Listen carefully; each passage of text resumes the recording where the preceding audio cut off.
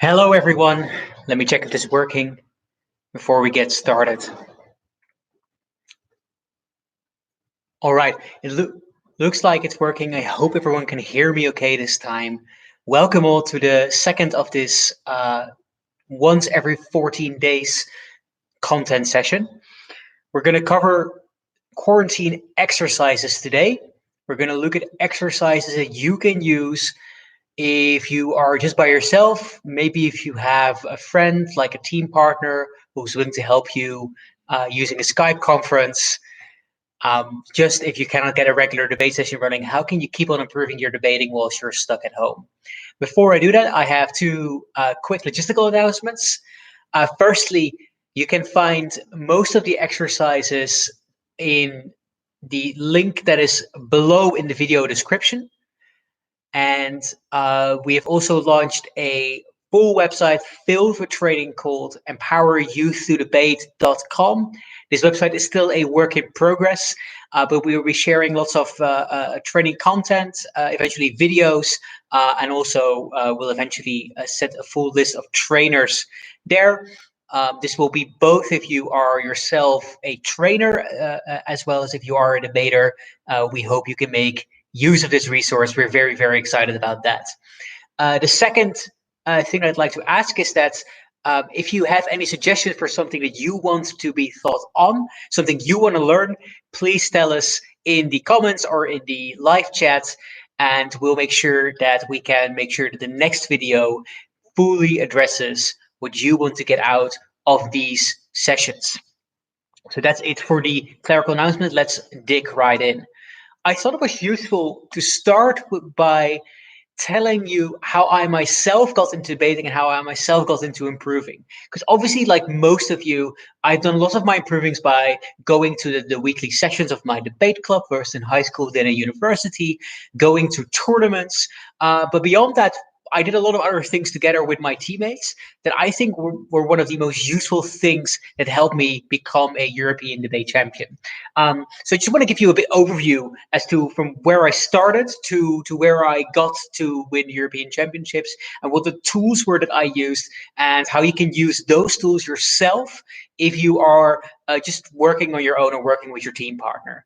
So the first thing I want to highlight is that when I started out, I wasn't really very good.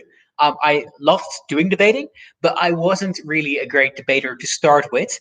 I was the stereotypical geeky kid that really didn't know how to use their voice or how to speak convincingly, but mostly loved thinking about real life, real world issues, loved listening to compelling arguments, and frankly, loved that people were listening to me as well during this kind of exercises. So the way I needed to improve was to first start understanding what it was that I was doing, what it was I needed to do for debating. So I listened a lot to the advice that I got from my coaches, and that meant that I was scaffolding different elements of debating. I was building a framework of like what are the different things you need to do in debating, and how was I performing at each of them. We found out, for instance, that one thing I found very difficult to do was speak in an audible manner. I was not only speaking very fast, like I think most debaters do, and as I'm currently still doing, but I was also speaking a bit within my own mouth, for instance. So I needed to properly enunciate what I was saying, and that's what we were spending lots of time on. But I think there were two more things that were very, very helpful for me to improve. The first of these was that I had a great support from my team partner with whom I won the European Championships, a guy called Menno Schellekens. What we did was we structured our learning. We looked at what were the things that we were less good at, and then we built very concrete plans to try and improve upon that. For example, one of the things that we did was look at different content areas where we were lacking information. We didn't know that much about certain topics, for instance. We weren't, for instance, very well versed in women's rights, or not as well versed as we wanted to be, being eventually two white men. So we thought ourselves more about these content areas by case prepping. So we grabbed a motion, we wrote an argument or two, three about it, and then we sent these case preps to each other for review. And this became a weekly process for us. So we weekly made sure that we understood that we would be going at the end of the week going to give a case prep. We were going to send that to the other person. We're receiving feedback on that. We'd incorporate that feedback, and then we grab a new motion. So that was an ongoing process that helped us learn a lot, and it also helped us learn a lot about arguing. The second thing that we noticed was that we were very bad at opening government. So what we did there is we practiced specifically opening government. One thing we did, for instance, was that was after the prime minister speaker, I would give a prime minister speech, and he would be giving the leader of opposition speech.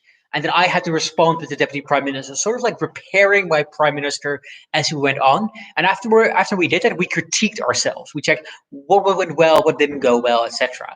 And finally, we tracked our progress. So after every tournament, we just held a session where we went over the tournament, what we learned from it, and what we wanted to improve upon in the next tournament. So we were very deliberate and focused in our learning. And I think many of these things are still one of the most valuable learning experiences I have undergone.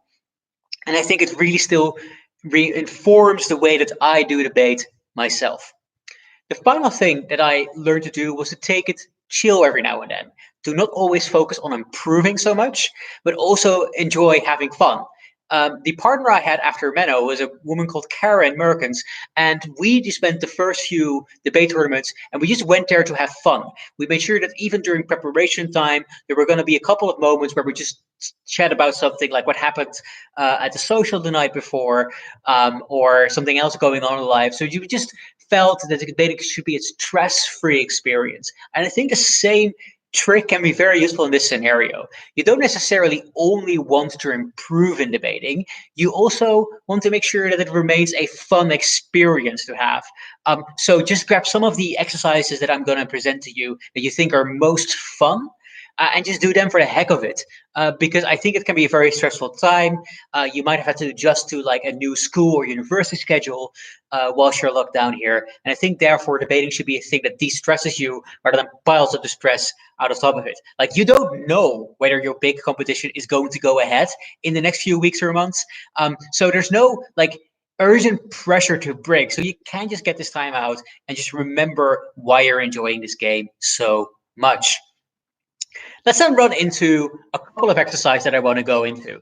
As I've pointed out, there's going to be a full list of exercises in the description of this video, but we're also going to have a look at some of them in a bit more detail and see what are the things and what are the ways in which we can use these exercises to get better. So stop the video as soon as you hear an exercise that the thing is great, jot it down, and think, when shall I do this? How shall I do this? And you can easily do many exercises within 10, 15 minutes a day. It doesn't have to be a full session. You can do them in an interim. Like I know a very good debater who spent most of his time thinking about arguments while showering. I think he might have extended his showering time a bit too much sometimes, but that meant that just whilst he was doing other things, he was thinking about this thing. I was just thinking about debating non-stop throughout the day, but if you have a spare moment, feel free to use some of these exercises because I think they'll be worthwhile. Okay, let's get started. So the first grouping of exercises are exercises that help you also with your speaking in public, overcoming potentially speaking fear that you might hold. And I think there's nothing as easy as overcoming some form of speaking fear if you're sitting far more comfortably in your home, or understanding better how to use your voice per se. For a full briefer on how to use online debating to give a fully persuasive structured speech, I direct you to the video that I did last time, which is going to far more into detail into that, and also provided you some extra exercises, but let's focus on the ones we have right now. So the first thing that I think is just a good type of advice to do in general is the exercise take a breath. Just make sure that you count to 10 while you take a breath before you start speaking. And that gives you some control over the room and gives you some exercise on where your voice is at and give you the calm to start speaking. And what you should then do is give a 1-minute impromptu speech on any topic of your choosing, a motion that you really like, a presentation on how much you enjoy your cat at the moment, and give a 1-minute speech about that. Then try that speech again, but then spend a minute and a half doing that, and then try that speech a third time, but only spend 45 seconds on it.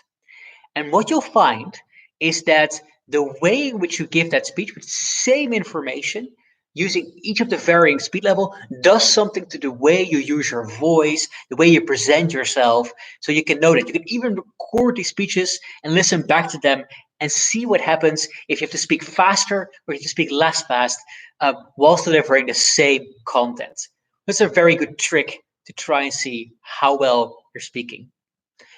The second thing you can do is do the if I were a president speech. And this speech is just designed to get you speaking. If you felt sometimes you have a bit of a struggle standing up and going forward, this is one great way in which you are able to just let it out for a bit and speak to yourself and don't feel that much stress. Just imagine if you were president or if you're God, if you were like leader of the world, what would one thing that you would change? And give a speech of 30 seconds, 1 minute, just to get that flowing. The final thing you can do is to just grab a random word and try to improvise a minute speech on that, which also really helps with your improvisation. One thing you can do if you cannot come up with any random words is to go to Wikipedia and press the random article. And then without reading the article just yet, just try and improvise a random article speech on that. That might mean that you're going to talk about like trains of Northern England, or some like Planck constant or whatever. That might be really enjoyable just to try and see whether you can improvise a 1 minute speech on something that you maybe know something about or maybe have just heard in that few minutes before. If you look far more into a presentation, one of the things you can do this with two people. So if you have one person who can look into you whilst you're giving a speech, you can drag your mom or your sis to do it for you, or you can ask a clubmate to do this over Skype or another video teleconferencing platform. And you can ask, can you notice what mistake I am making with either my words, so my visual, my verbal presentation, or with my presentation overall, my body language? Film yourself speaking and ask them, what is the mistake that I'm making? Write that down for me, tell me, and then I'm going to give the speech again, and you have to notify me as soon as I'm making the mistake again, so that you learn what are the things that we might all have, and how can I improve upon that? That's similar to, say, having sort of a candid camera action there. The opposite of this training is that you actually purposefully try to make some gestures. For instance, make the rule with your teammate that you say, I am going to announce every part of my speech in an exaggerated hand gesture manner. And I think one of the very cool things that happens there is that you start noticing how difficult it is to give actually that type of priority. The third thing you can do, and you can do either record a speech or once again, like drag someone into this, is you can give a speech where you try to say, I'm going to give the speech in one particular emotion. So I'm going to give a very angry speech. I'm going to give a very sad speech. I'm going to give a very happy speech. And try to make sure that your gestures, your word uses, all of that reinforce that emotion. And for one trick, what you can do is not tell the other person what type of emotion you are giving to that other person. And the other person has to guess, what emotion was I emphasizing here? And here you might notice that some of you are extremely exuberant, that you just bring a large amount of emotion in, but some of you are a little bit more relax with your emotions. That you think your register is up to 10, but it actually is only up to 5. So it's very interesting because that means you know how much you are vocalizing when you debate. The final thing you can do that I'm going to spend time on in terms of like making sure that you are able to use also public speaking during exercises is the game. And the game is very simple. The game basically means that you have to give a speech, and every time that you say your time is up, and the other person starts their speech until they say then their time is up. And you do that continuously until the first of you have delivered a full 5-minute speech. So we're going to see how long it will take you before you say or any other tick. You can describe any other tick that you might have. Some people may have like at the point at which, Oh, I'm done. Or any other type of take. One of the tricks you saw me do is that I, rather than I just have a bit of a breathe whenever I don't know fully how to move on. So that's one way in which you can overcome that tick. Let's see if who of you can first go to 5 minutes without using these kind of ticks. Let's then move towards structure. So structure, one of the best ways to teach yourself that if you're by yourself is by take a far more of an analytical approach. So the first exercise were really like doing exercises. These are more analyzing exercises. What do I mean by that? We're going to find out. So the first thing you can do is you can take a speech that you've seen, like for instance, a famous speech. There are some debate speeches that are written out of the internet, or you can take one of your own speeches and then you cut up the pieces of that speech and then let another person piece them back together. So what was the introduction? What was the first argument? What was the second argument? And that gives you an understanding of that type of speech and how it works. The second thing you can do is you grab a newspaper article and then you do an article analysis. Go to the opinion section of a newspaper of your choice. If your parents or you yourself are not subscribed to a newspaper, I recommend the opinion section of The Guardian. And you pick one opinion article there and you try to analyze the arguments of the opinion piece. So what was the statement? What was the explanation? What was the illustration? Just use that and try to get a feeling for how the structure of the article flowed. Then you might even want to like read out the article and see whether it works as a speech as well. Or what are the alterations that you might want to build in to make it flow better as a speech rather than as an opinion article. And that gives you a great understanding of what is the difference between written text and spoken text. So I think that's very useful to do as well. Another thing you can do together is a combined brainstorm. So think about all the arguments that you can come up with for a particular motion, and then have a sort of a meta discussion. Okay, so how are we prioritizing these arguments? How do we do argument one, B, C? How are we building them all together? So that's also one way in which you can build structure in your speeches. Or just write down a debate speech rather than performing it, and then thinking, how does that debate speech actually work? One thing you can do here nowadays, which is getting increasingly easier, is that you can grab your cell phone and you can just record your speech with some automatic transcribing software. Some free software exists. It's actually very useful, and it transcribes your speech pretty well. And that makes it very easy to analyze exactly what was I saying, where were the breaks, where were the transitions from argument one to argument two, how did that work, how did it not work, what's all clear if I'm looking back to it. Here are some exercises you can do if you want to improve the argument of yourself. The first of these is you can do the game I like to call I completely disagree. You do this game with one other person. You pick a motion and you give one argument in favor of that motion. The other person has to say, I completely disagree straight away and rebut that argument without any time to think. Just go for it and then present an argument for their side of the debate. You then, of course, say, I completely disagree and run an argument counter to that as well. So that helps you very quickly respond to arguments and develop arguments on the fly. Another way to help you build your analysis further, and it's great if you have a younger sibling, is to play the 3-year-old game. What you do in the 3-year-old game is you ask someone to keep asking you, like, why? Why is that true? Why is that the case?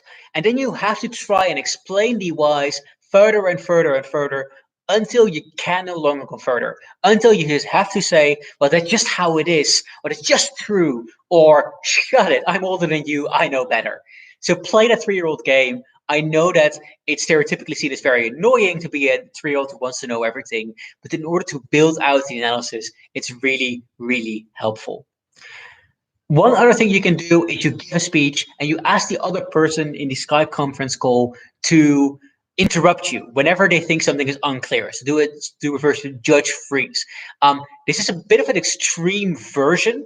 And unless you feel very comfortable with that other person, I wouldn't necessarily recommend doing it. But it's a great way to make you understand when someone else can't follow what you're saying. On variation on that, it's called a refutation block. If you tend to be a speaker who never does enough refutation or leaves things standing on the floor. Ask someone to stop you if they notice that you aren't refuting something. So they force you to actually engage on the matter. I always helped a great deal with it. I was one of the stereotypical prime ministers who just loved giving up their own arguments and didn't do anything else. And I got much better reputation once I was actually forced to do it. I remember my former teammate judging me once in a debate and giving me like an incredibly high speaker score, just because she was so happy to finally see me rebut for 3 minutes in a speech. You can also give a short argument, get feedback, and then immediately try to incorporate the feedback and doing the argument again. And this helps you build the argument out much further. Let's now look at strategy. One of the funnest ways I think we can teach strategy by using open motions. Open motions were a concept that we used to have in debating, not so much anymore now, where instead of like very cleanly defined motions, such as that Facebook should monitor fake news about the coronavirus and remove them immediately from their platform, have far more open motions, such as we think that corporate media should be the censors and be far more broad in that way. And what's really cool, if you grab this type of open motion, and then you let the prime minister define it for themselves, is that it allows you during prep time teach you two varying skill sets. The prime minister needs to think far deeper about creating a clear and concise plan, because lots of the work that the CA team usually does to make sure that the debate is workable, you don't need to do for yourself. So you become far better at understanding what makes and doesn't make a debate work. If you're, however, leader of opposition, what you then do is you need to make sure that you build a broad set of arguments, because anything else might flow against you. Now, there was once a final debate of the European Schools Debating Championships where the motion was this house would tear down a wall. And the opposite team thought there was going to be like a lot of walls that could be torn down. They thought this might refer to like the tearing down of the German wall or about removing all borders. But then the team in proposition defined this as tearing down the Great Firewall of China. So making sure that people in China suddenly had unfettered access to all of Wikipedia, all of Google, all kind of information online. That just wasn't something they prepared for. So you had to struggle mightily to give a different type of speech. And that really helps you think on the fly, but also helps you think about which arguments are generally permissible in a wide set of arguments. Another example of this is that I've had once a coach who's given me two motions. Both of them were related with the concept of freedom of choice. So one motion was that this house would ban bestiality, and the other motion was that this house would allow people to walk in nude on the streets. And they gave a motion at the same time, but they weren't going to tell us which of the two motions we'd actually debate until the debate actually started. So we had to make sure that we prepped this motion, or both motions rather, during prep time, make sure all of our arguments were going to be arguments we could use in both debates. And that's, I think, a very cool way in order to think very deeply about like what are general clashes, not generic, general clashes that I can use. Another thing you could do is a no-note debate. So you don't write any notes down. You give a speech, like you give a prime minister, the other person gives a leader of opposition speech. And if you have more people around, you can even do a full debate with no notes. And this helps you memorize things better. It helps you focus on other parts of your speeches. Like you get to speak a lot slower if you can't constantly look around your notes. And it once again allows you to improvise a lot more. So I think that's really fun to do. A final thing you can do here is what I like to call second half choices. So grab a debate video that's on YouTube, prep for 50 minutes, what would your second half be, then listen to the first half of the debate, and then either give an extension or think about what extension points are still left after they've given a first half. And I wouldn't recommend here to like watch a World Championship final if you're not necessarily at that level. Although it might be a very fun challenge to try and do so, but take like an in-round of a competition, for instance, because that is far more likely to be of benefit to you, because they'll be able to not necessarily burn the turf for you.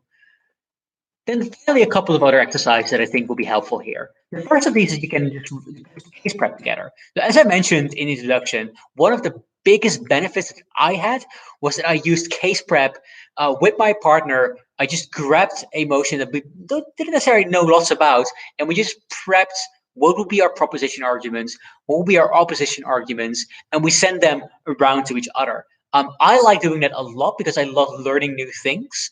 And if you're similarly minded to me, you love learning new things, you love learning new arguments. This is a really fun thing to do. Another thing you can do with your partner is you can run, for instance, like a full Ironman debate or like a full Ironman first half. So you give multiple speeches. It's incredibly exhausting to do that, to be honest, and it might take a while, but it really helps you build out ideas. If you want to do something quicker, if you just have a spare 20 minutes with your debate partner, do it. Try no prep debate. So try a debate where you don't give a prep time. You just grab a motion. You can, for instance, go to hellomotions.com and just click a random motion, and you start straight away delivering a prime minister speech. The person starts straight away delivering a leader of opposition speech. I think that's going to be very, very useful there. What you also can do, of course, is you can run brainstorm deadlines. So what you can do is you can devise for yourself, if I have 15 minutes or 30 minutes of prep time, how many prep you have in your own format.